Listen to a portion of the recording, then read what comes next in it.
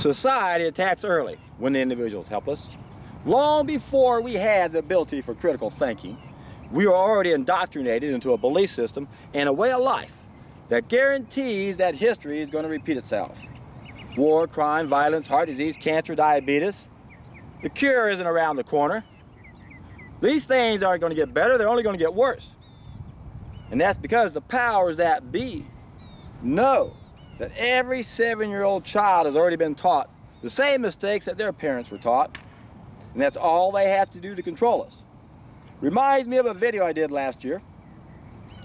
Did a couple of them called The Making of a Slave, where they explained how you turn someone into a slave, and the tactic that's used where the slaves are obviously slaves is the same tactic that's used where we don't see the bars. Remember Goethe. None are more hopelessly enslaved than those who falsely believe they are free, and that's what's happening to us. The same tactic is being used. How do you make a slave? It's all about what you teach your children. It's the same thing. We're teaching our children the same mistakes that we're taught. This is why history repeats itself. Of course, the powers that be, they own and control every major sector of human endeavor so they can brainwash us. They control our educational systems so we don't really learn the truth about history. That's another reason why history repeats itself. It repeats itself because we teach our children the same mistakes, but then the powers that be control the knowledge of what's happened in the past, so we really don't know history. And we keep repeating it over and over and over.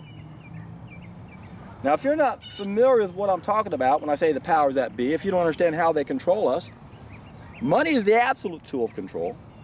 Watch the Thrive documentary or Zeitgeist Addendum, and they explain how the money system works, and this is what happens. The powers that be simply take over a money supply of a country, and they turn that country into debt slaves.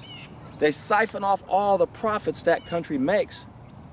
So the masses never realize we live on an abundant planet.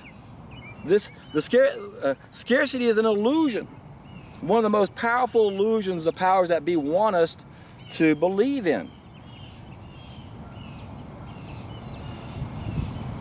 But the most important thing they want us to believe in is when you get sick, you go to somebody who can't help you.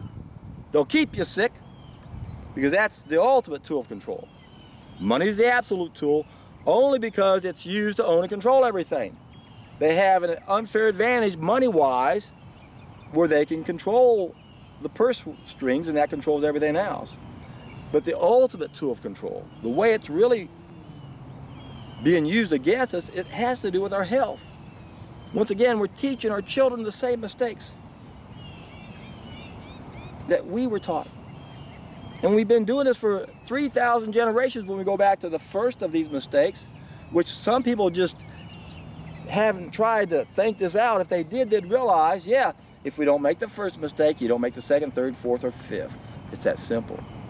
A lot of people will agree on some of those other mistakes, but boy, a lot of people are real resistant to letting go of the fall of mankind. They don't want to admit they're doing something wrong. They don't see it as harming them.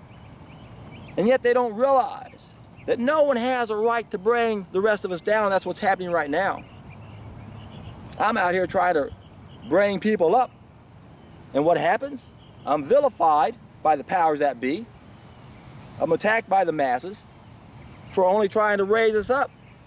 And you people who are in denial about the fall of mankind are keeping us where we are. You're pulling us down. Remember, according to Dr. Fritz Albert Popp, we humans are born at 43,000 biophotons. Most of us are somewhere between 1,000 to 23,000 when we're supposed to be around 83,000 biophotons. Organic food has 5 times the amount of biophotons as conventional. So we lose about 83% of those biophotons. That's the 5th mistake. The first mistake, cooking of our food destroys them by 100%. That is the fall of mankind. That's why we suffer. Biophotons feed one of our senses. That's our 6th sense. We lost one of our senses. We're senseless. We're a 6th sense species, but we only have 5 working.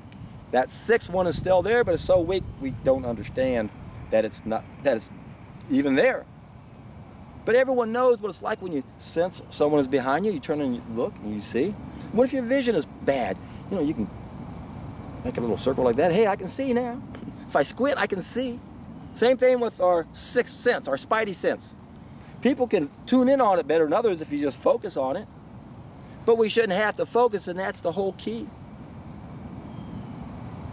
That's why the cooking of our food is the fall of mankind.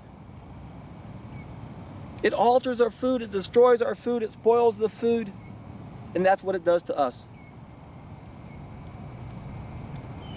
I'm convinced Plato said it best. Whatever deceives men seems to produce a magical enchantment.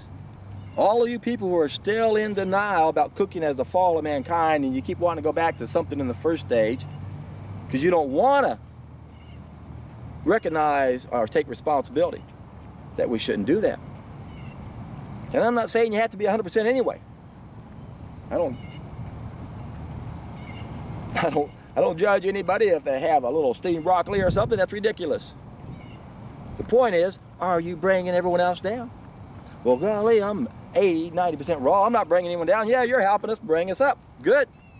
As long as you don't slam the truth about what are we doing, that's put us down where we're at. And there's no question about it. No question about it. Once you understand what cooking does to your food, and you don't even have to look at any science to figure it out. Stick your hand in some fire or a pot of boiling water. You think that makes your hand better? You don't think you've damaged it? Altered it? And what happens when we eat altered foods? We become altered, and we have corresponding symptoms to let us know the illnesses and the ill behaviors, the dark side of our behavior, which is what's keeping us where we are. The worst of us are making sure that every 7-year-old child knows how to keep making the same mistake over and over and over. And when we reach the day, my friends, where every 7-year-old child knows not to make that mistake, yes, you know it, we're in for a treat.